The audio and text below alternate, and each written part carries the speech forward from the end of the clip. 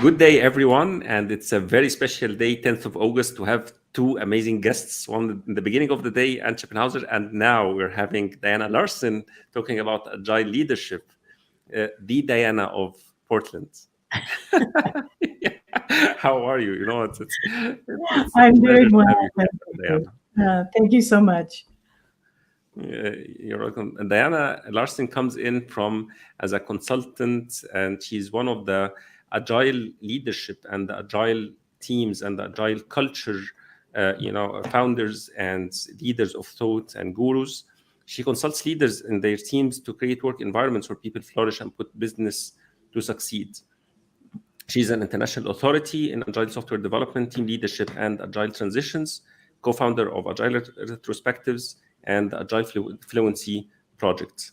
Welcome, Diana, and I'm really pleased to have you here. And really, it's a pleasure to have you over here in our episodes of Innovation Creed podcast. Yeah, it's so funny. We haven't known each other long, but the minute we started talking, we really connected, and I'm excited about being here for this.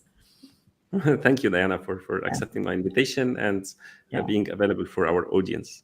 So let me know today what are you bringing on, because I hear some rumors and hear some news that there is something coming out by the end of September, and we need all to and we are eager to know more about it. So yes. Well, I have a new book coming out, and part of what we'll be talking about today is a piece of what's in the new book. And I'm excited about it because it's one of the first books that I've written that isn't contributed to that isn't specifically focused at the agile software development and information technology audience. This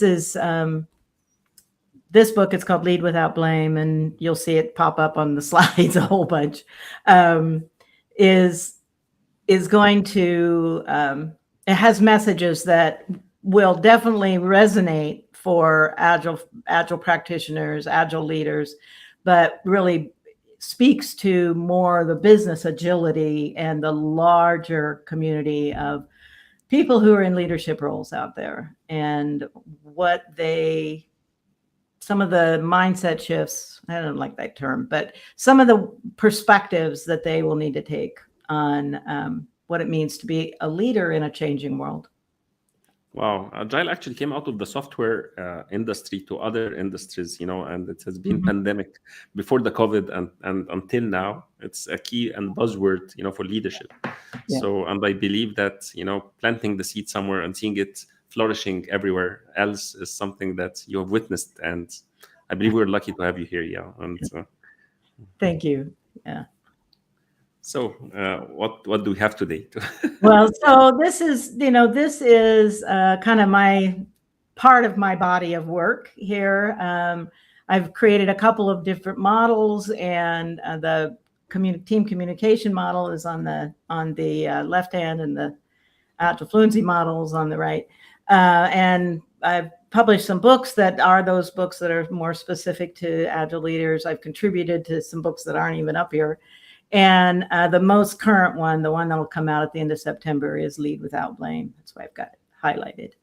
But all of these, the thread that goes through all of them that has driven my work is how people can be great leaders, how learning is transforming our work. We used to call it knowledge work.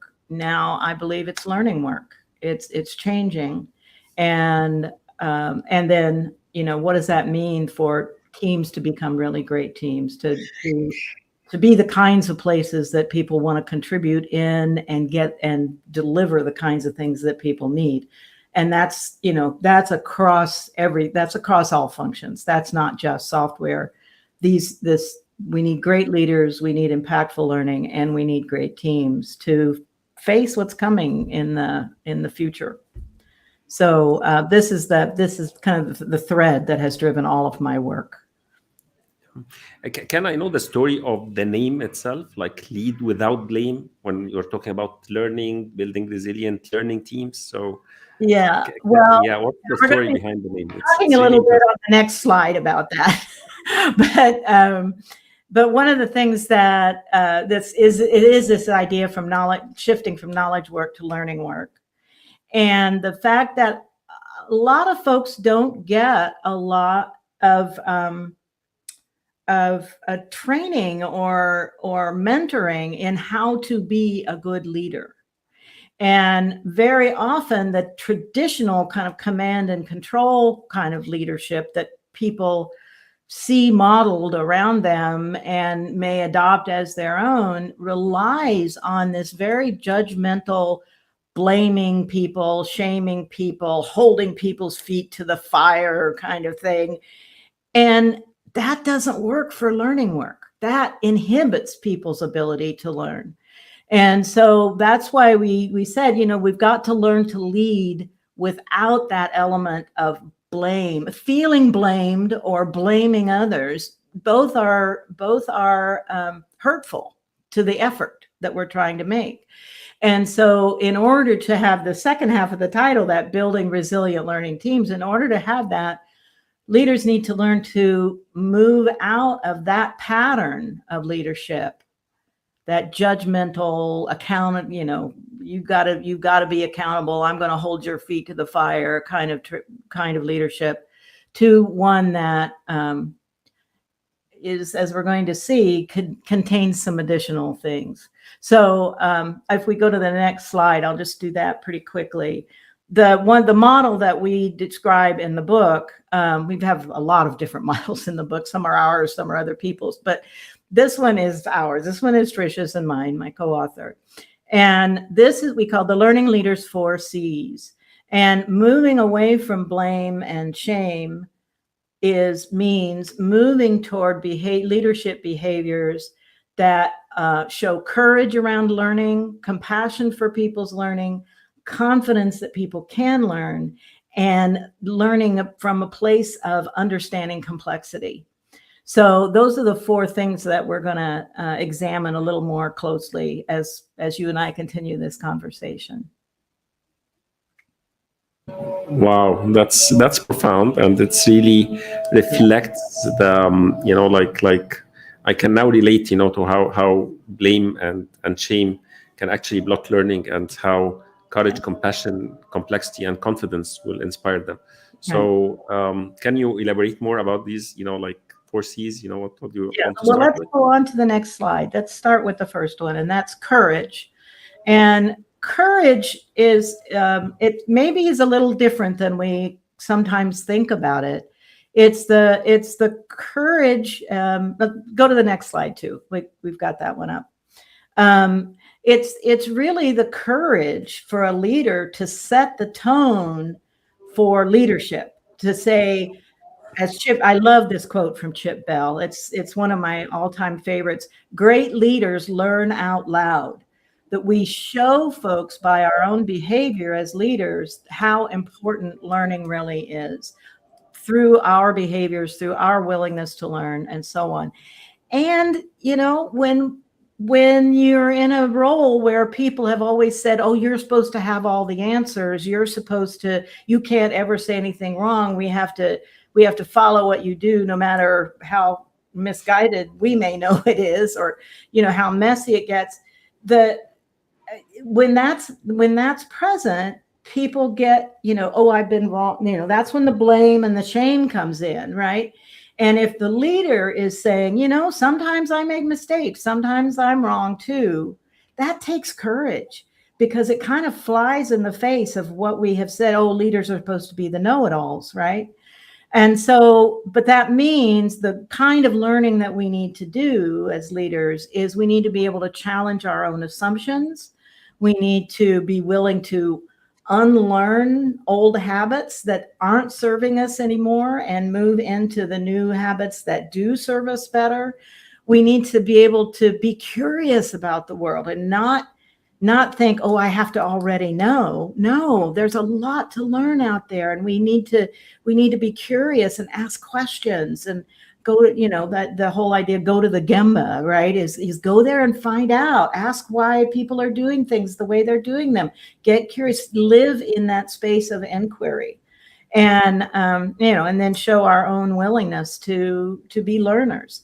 That takes a lot of courage, because it's not a model that we have seen a lot of in in when people talk about leadership.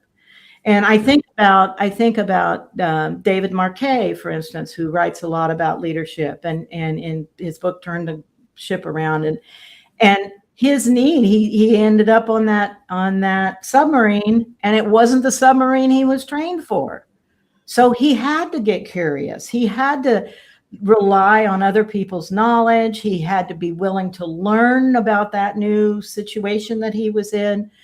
Those are the examples that we need to turn to now for learning and courage. How do we model our willingness to learn and be courageous leaders from that standpoint? And so that's the first of the 4 C's. And I think it's the most important in that sense, that if we can't step into that, we're going to have trouble doing the other 3, right? But Yes. But this is this picture. I love this picture. It's like I'm going to be a leader in the tree hugging movement here. She's just showing us all how to do it. Find a tree that fits you and go hug it, right? Yeah. No matter. And she's wearing the silly glasses, and she knew they were silly, and she was wearing them for a reason. And doing those things that create being willing to be playful is another courageous thing. We think as leaders we have to always be serious, and or some of us do. And injecting some playfulness is a great way to help your followers come along, right? Yeah. So anyway, so that's courage. I mean, there's a lot more to learn about learning and courage, but that's kind of the quick overview of it and what we talk about a lot in the book. Amazing start. Yeah, I'm just curious to know more about the next ones.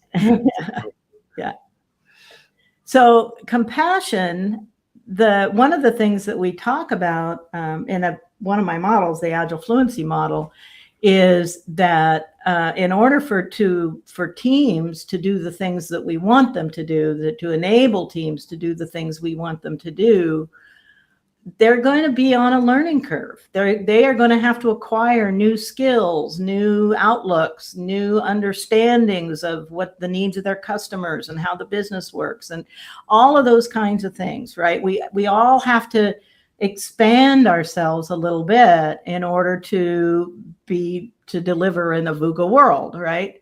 Whatever we're trying to deliver. And there's always a learning curve. And so there's always this time where things kind of slow down while we're learning. And the benefit that we're hoping for is that once we get that learning, then we accelerate. Then we have that learning forever. No one can take it away from us, and we can rely on that and keep moving forward. So compassion is partly about being willing to be patient as people do their learning. And also, if we look at the next slide, it also is that work is really a series of learning problems. And so we need to prioritize learning and then know that, that is people are going to be on those learning curves because of that. But then also people have obstacles to learning, internal obstacles, fears. A lot of folks did not have a great time in the one part of their life that they most associate with learning, which is school. And for a lot of folks, public school also relied on blame and shame.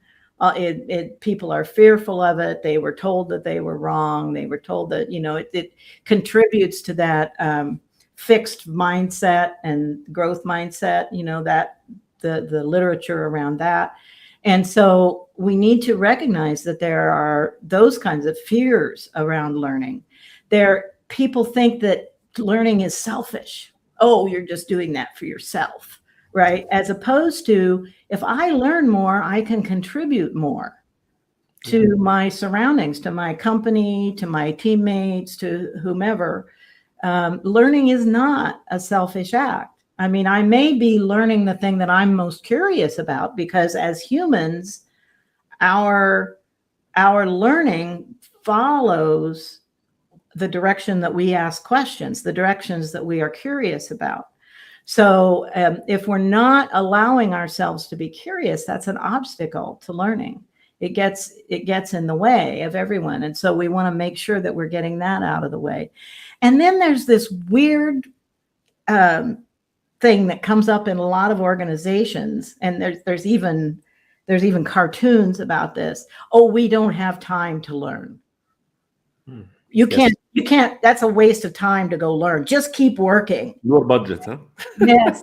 And there's that great cartoon where the two people are standing, there are two people in suits standing opposite each other. And one person says, well, what if we train them and they leave? And the other person says, but what if we don't train them and they stay? You know, it's like there's that thought about, it's time. It's, what if, somebody else might take them away from us, that those are all obstacles to making space for learning to happen. And so we need, as leaders, we need to have the compassion to say, it's going to take time. I understand it's going to take time. I understand you're going to feel like you don't know how to do whatever it is you're trying to do at first, and that you'll need time for practice before you can get good at it. I mean, we needed time to practice before we learned to tie our shoes. I mean, or probably even use Velcro on our shoes or whatever. That is a constant. In order to gain new skills and new approaches and new ways, we have to spend some time in practicing and learning. But those obstacles are kind of endemic. They're kind of all through our thinking. Oh, I can't do that. Oh, learning is no fun. Oh, learning is right. So we need to then, another part of the compassion is to support people in their learning. Make, to the extent that we can, create psychologically safe environments for people to learn in, which means they're going to come up against some challenges. But that's okay, making it okay to find those challenges, and, trust, respect, empathy. I love the go to the Gemba, ask questions I talked about before. Also part of that is show respect. Yeah.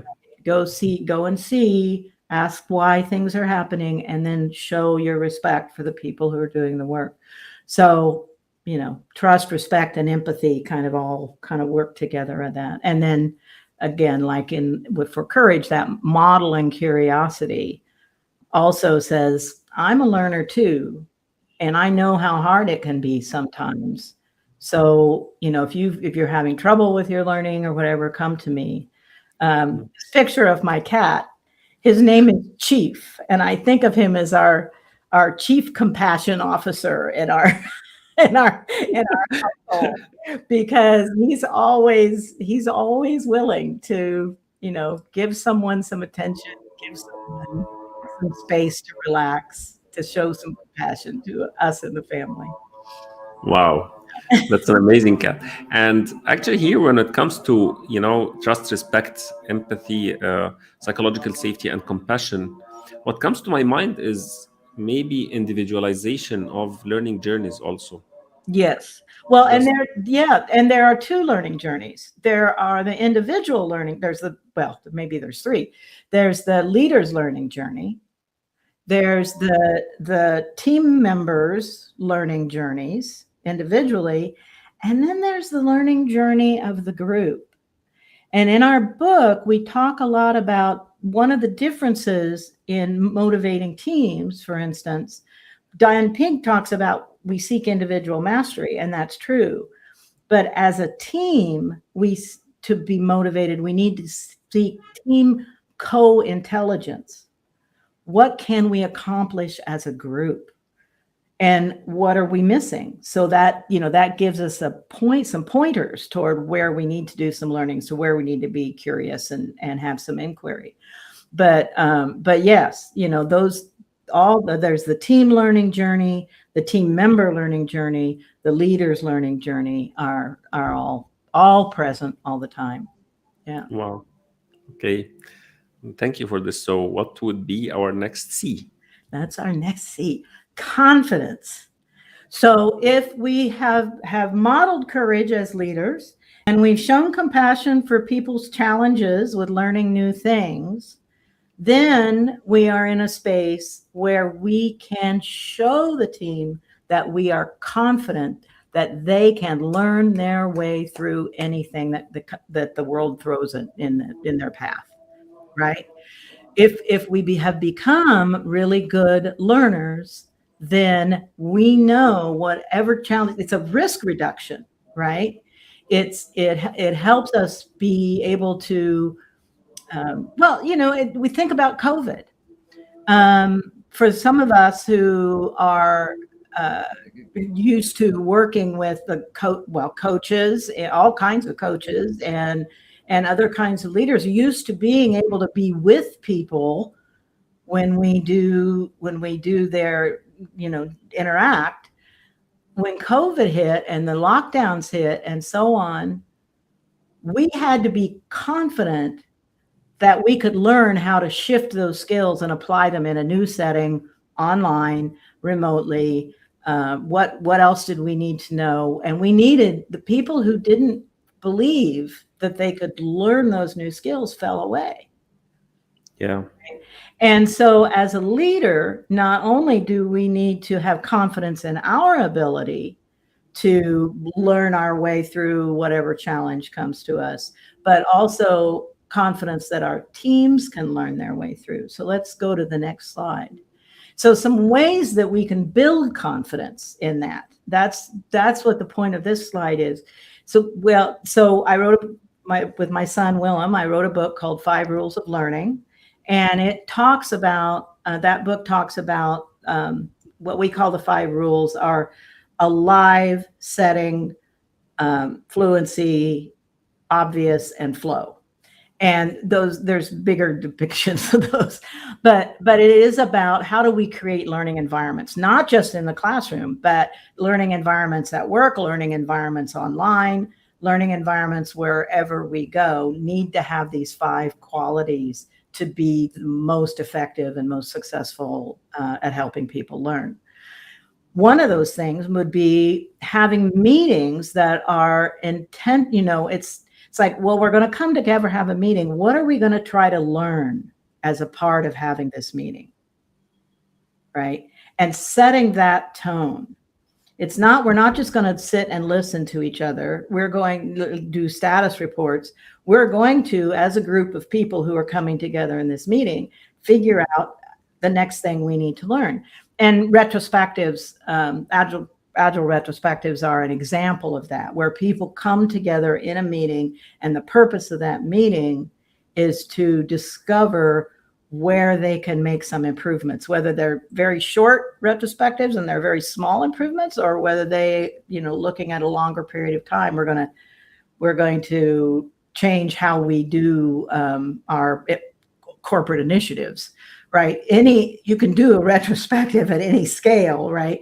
And those are all learningful meetings.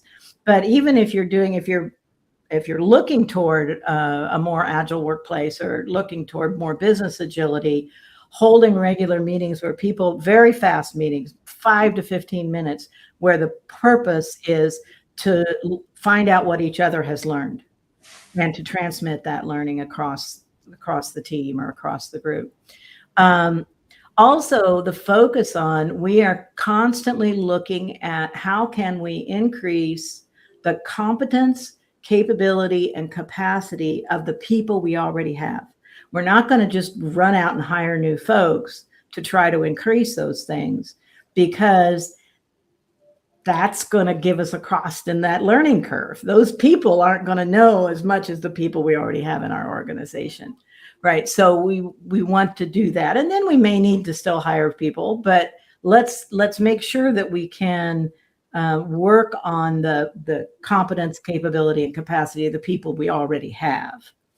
And then I mentioned co-intelligence already, and professional fluency, learning about what we need to know and making sure that everyone that is in as a leader, everyone that we have responsibility for, has the opportunity to increase their professional fluencies. What can they do well without thinking? Fluency is, what can I do well without thinking? I don't have to stop and stretch into something. I can just do it without thinking. This is my normal. I speak English fluently. It's my normal, natural way. I don't even have to stop and think about what word I'm using.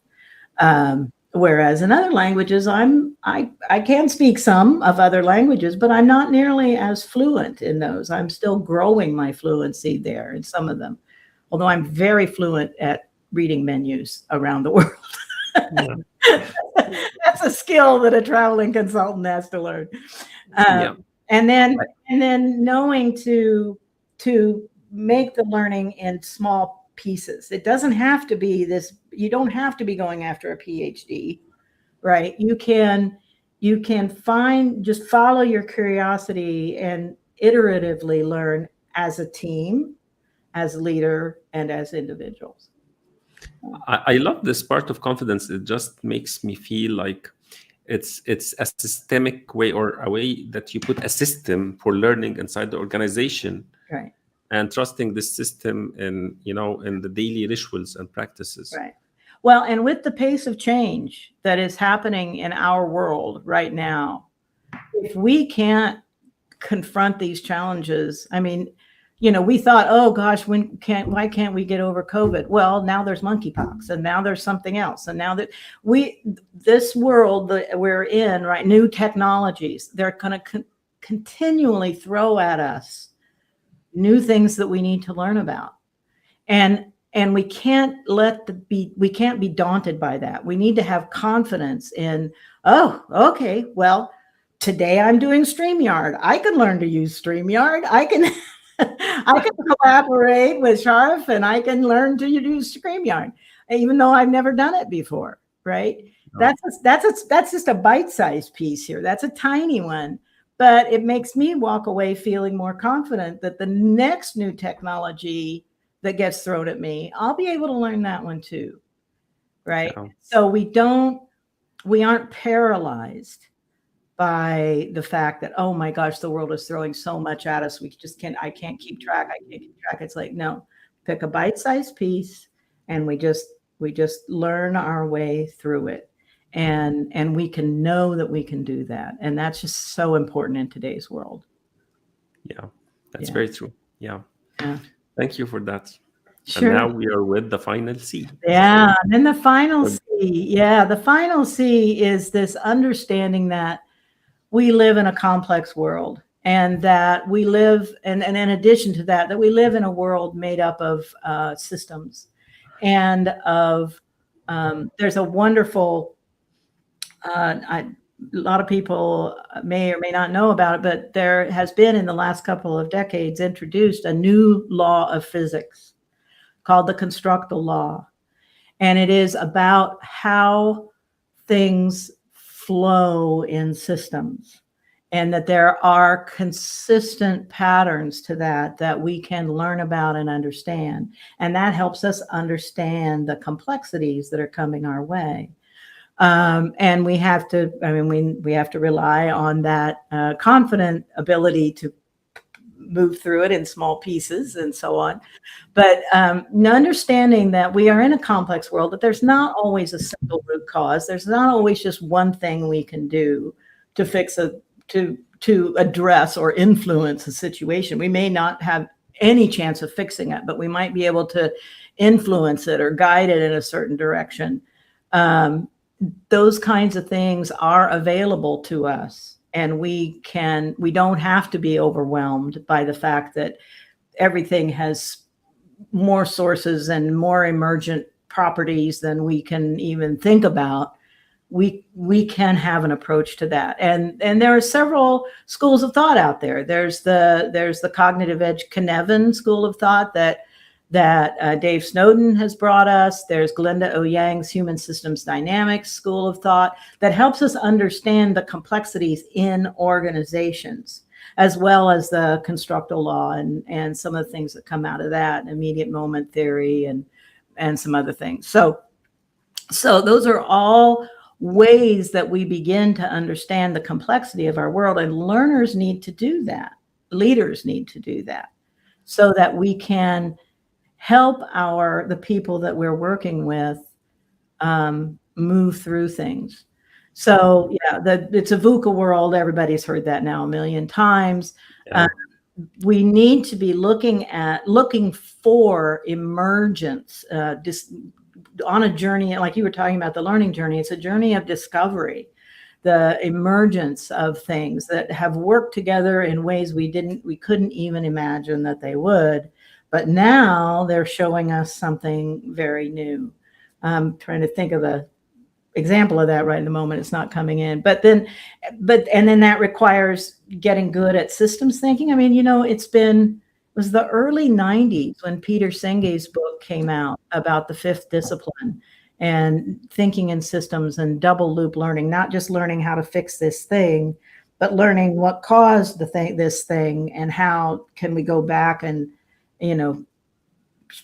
some people say shift left or whatever, get a bit bigger overview of what it is that just happened and how can we influence that going forward. And then, there's the famous, there's the known knowns and known unknowns. And right? That's just imposing the engineering way of thinking, into leadership. Yes, right. That is in the software world, at least, that is one of the sources of conflict, is people who think that, oh, well, you assemble, it's IKEA furniture. You just assemble the parts and then you've got it and you go. But it's for a lot of learning work, not just software, but all kinds of work that involve lots and lots of learning and lots of complexity. What we see is we take part B that was supposed to look one way, and now something has happened to it. And now it doesn't look like what we thought part B was going to look like at all, but we still have to somehow put it together with part C in our new bookcase, or, it's as if those things were morphing. And so it's not like putting together a bookcase where everything stays the same and the tools are the same and we can know how to do that. That could be very complicated. But it's not complex because those parts aren't changing as we go along. And in learning work, we run into a lot of instances where things are changing. So another thing that we need to think about in complexity is we're going to have to try stuff. We're going to have to experiment. We're going to have to, sometimes we just have to say, well, if I poke this in this way, what will happen? And that will give me some information. But I have to make poking as safe to fail as possible. People cannot be punished or blamed if their hypothesis around, well, if I try this, I hope I'll get this, I'm thinking I'll get this outcome, and they don't get that outcome, they can't be punished and blamed for that. Yeah. That has to be, I learned from improv and from my son something that we call how fascinating. It's like when something goes wrong, we say, how fascinating, how fascinating, how fascinating. And then we get busy figuring out what we need to do instead, right? Yes. We take it as an opportunity for learning. That makes it safe to fail, right? Yeah. That didn't happen the way you thought it was going to happen. How fascinating. In improv, they call it the failure bow, and everybody claps when, when somebody does a failure bow, right? That's safe to fail. And you can do that on a different scale as well. How do we, I love the story that comes out of Etsy about, I believe it was either a junior, very junior, just recently hired person, or an intern, somebody in that kind of part of their career, was left over the weekend to deal with some problems with their system, and did something that took the whole system down. Tried something and it took the whole system down. And the leader at Etsy, I wish I had his name right at hand, gave him a reward. He said, you showed us a place where we were risky that we didn't realize was there. And now, because you did this thing, and it showed us where we need to go in and make our system more robust. That's a safe to fail leadership action.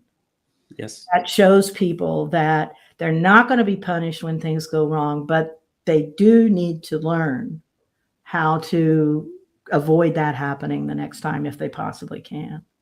And that brings us to one of the areas in complexity, one of the things that we think about in chaos theory and complex systems theory is something called the butterfly effect, which we've all heard versions of. The butterfly flaps its wings in Malaysia, and Florida has a hurricane, right? That's all part of the weather system. It's all part of the movement of air system and on the earth, right? That small actions that we take, that again, that iterative bite-sized pieces, let's try this, let's make it safe to fail. Let's not try anything too big, because then if it fails, it might really be a problem.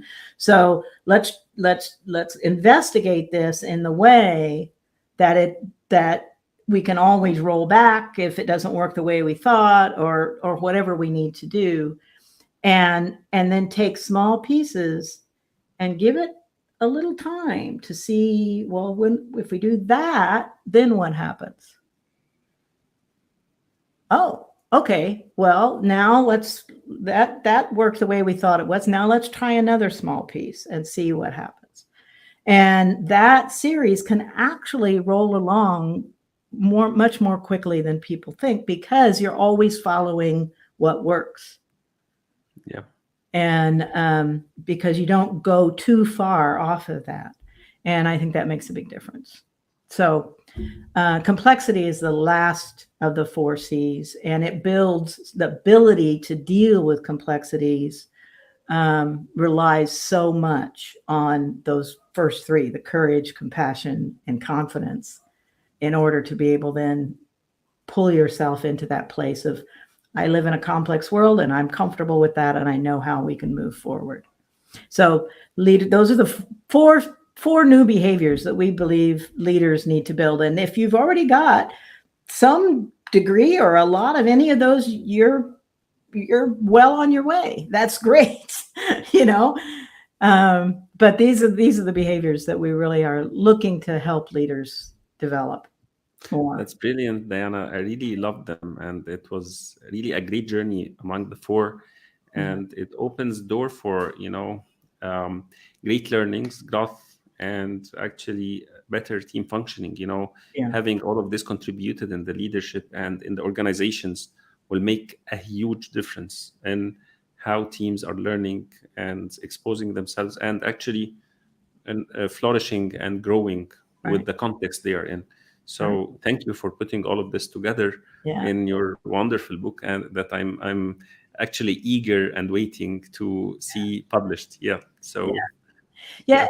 And I'm thinking that I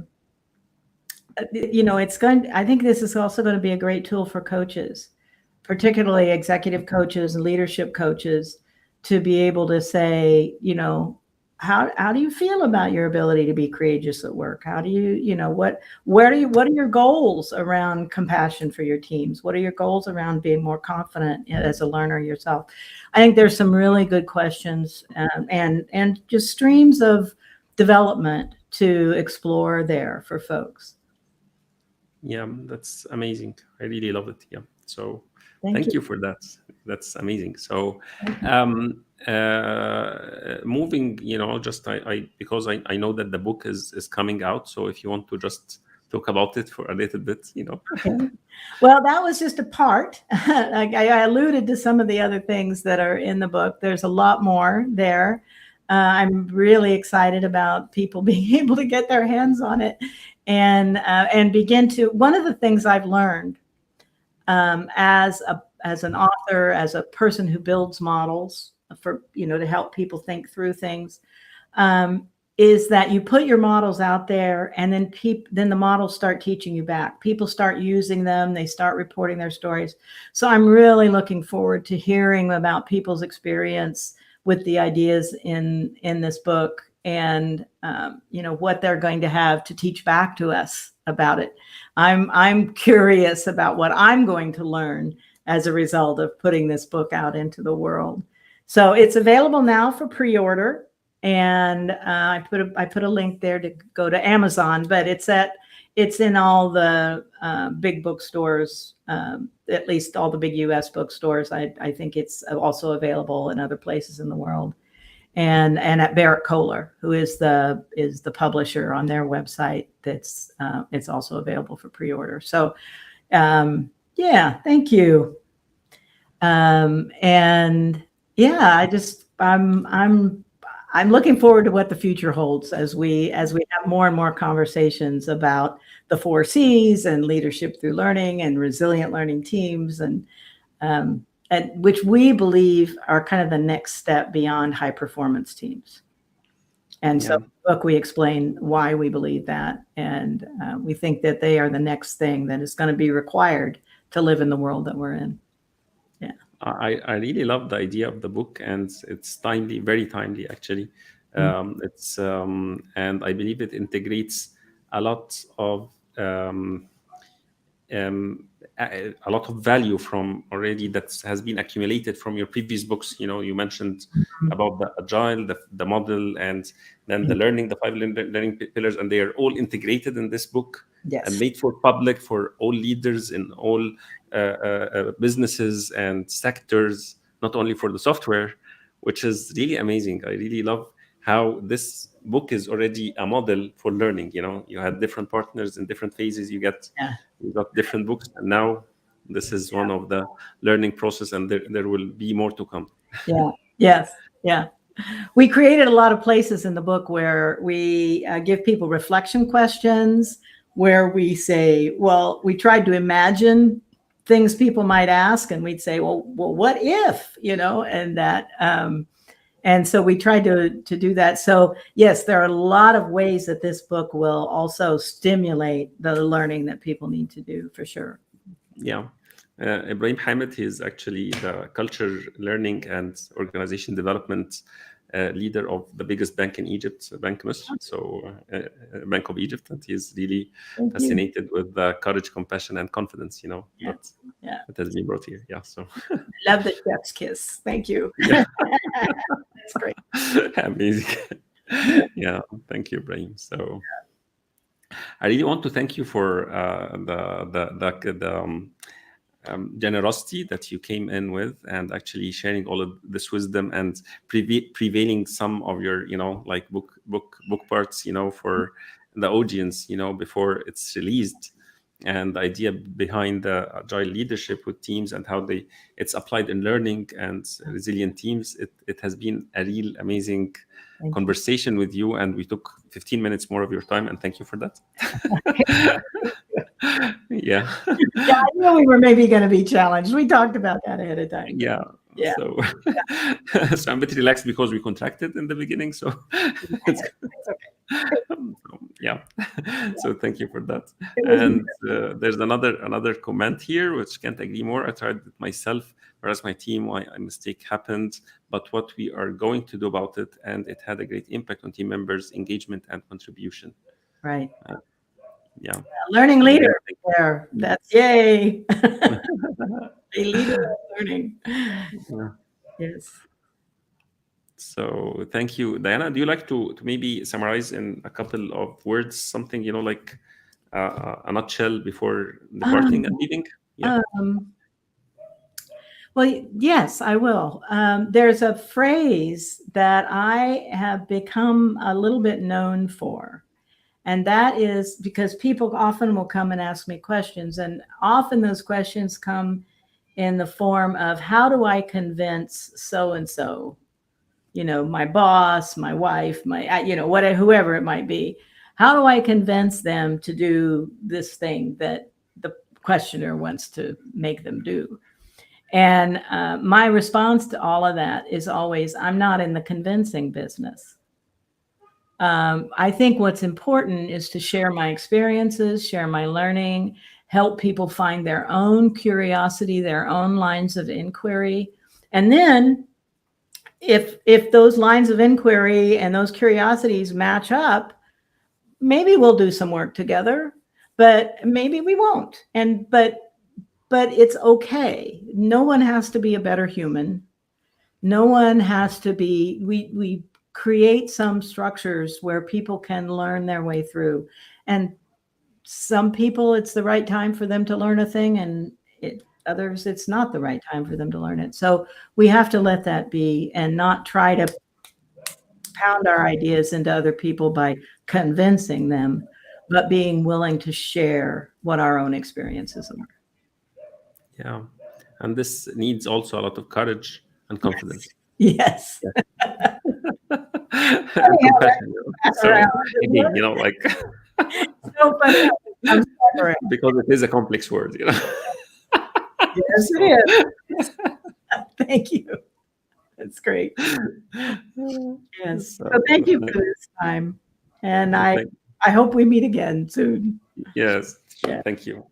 Thank you, Diana. And thank you, everyone who has been following us during this time and having this conversation live. Thank you, everyone. And have a great evening for those who are in the Middle East, and day for everyone in the world. So thank you and goodbye.